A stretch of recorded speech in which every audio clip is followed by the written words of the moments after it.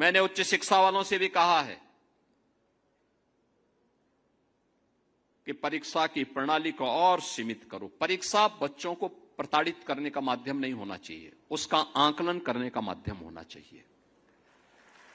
उसको सहज बनाओ, सरल बनाओ, उसको आत्मविश्वास से भरपूर करो। प्रक्रिया में और सरलता लाने की आवश्यकता है। आज परिणाम हमारे सामने है। हमने माध्यमिक शिक्षा को पूरी तरह पारदर्शी तरीके के साथ जोड़ा है। नकल विहीन परीक्षा भी है, साथ साथ समय से परिणाम भी है। दोनों एक साथ आ रही है। उच्च शिक्षा से भी, विश्वविद्यालयों से भी कहा गया है कि वे अपने आप में भी ये सुधार करें, प्रक्रिया को और पारदर्शी करें और भर्ती की प्रक्रिया को भी इतना स्मूथ बनाएं, इतना सरल और सहज बनाएं कि कोई भी युवा जो जाए उसको लगना चाहिए संस्थान मेरी कैरियर को आगे बढ़ाने वाला है।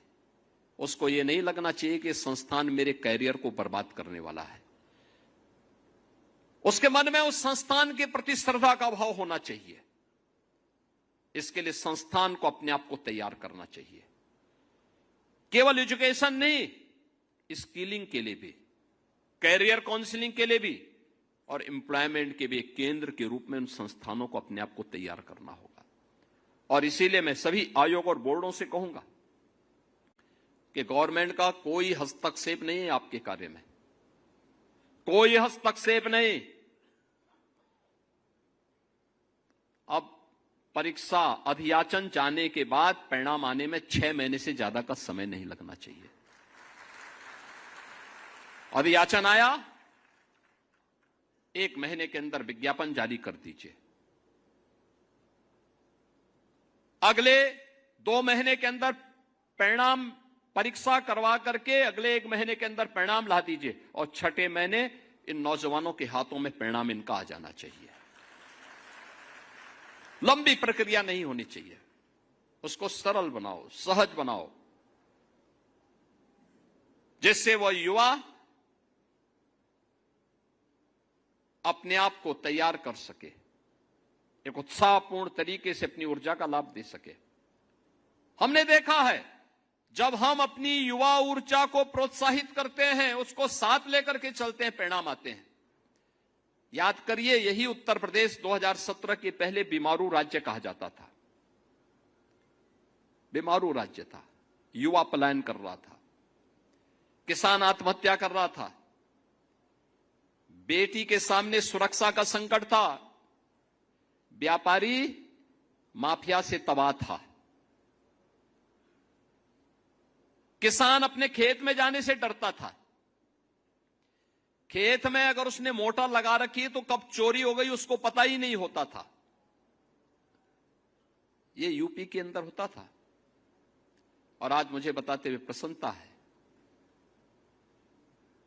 आज मुझे बताते हुए प्रसन्नता है। हमने जो 9,30,000 नौजवानों को, यूपी के नौजवानों को यूपी के अंदर नौकरी दी है, परिणाम क्या है? इन 9 लाख ने हमें यूपी के अंदर डेमोग्राफिक डिविडेंड के रूप में यूपी को उससे लाभान्वित किया है। यूपी की अर्थव्यवस्था को 3 गुना करने, यूपी की प्रति व्यक्ति आय को 3 गुना करने में इन नौजवानों ने योगदान दिया है। इनकी प्रतिभा का लाभ हमने उठाया है। पिछली सरकारें युवाओं के भविष्य के साथ खिलवाड़ करती थी, एक छात्र के जीवन के साथ खिलवाड़ करती थी, नौकरी बंदर बांट करके पैसे के बल पर देती थी। मैं जब यहां पे नियुक्ति पत्र वितरण कर रहा था, मुझे अच्छा लग रहा था इन नौजवानों के चेहरे की चमक को देख करके कि आज उसके जीवन का एक महत्वपूर्ण दिन है, क्योंकि उसको बिना किसी लेन देन के, बिना किसी सिफारिश के, बिना किसी पैसे लेन देन के आज उसको नियुक्ति पत्र प्राप्त हो रहा है। उसके सपनों को एक उड़ान मिल रहा है। 2017 के पहले संभव नहीं था। और यही कारण है जब इस युवा ऊर्जा को यूपी के विकास के साथ जोड़ा गया, आज परिणाम क्या है?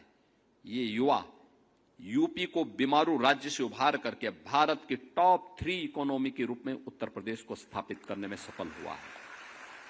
परिणाम यहां से आता है। कोई सरकार ये कहे कि हम युवाओं की उपेक्षा करके विकास कर लेंगे, परिणाम ला देंगे, ये दिवा स्वप्न है, कभी नहीं हो सकता। 2017 के पहले यूपी के सामने संकट था इसलिए क्योंकि इन युवाओं की उपेक्षा हुई थी, उनके जीवन के साथ खिलवाड़ होता था, उन्हें हर प्रकार से अपमानित होना पड़ता था।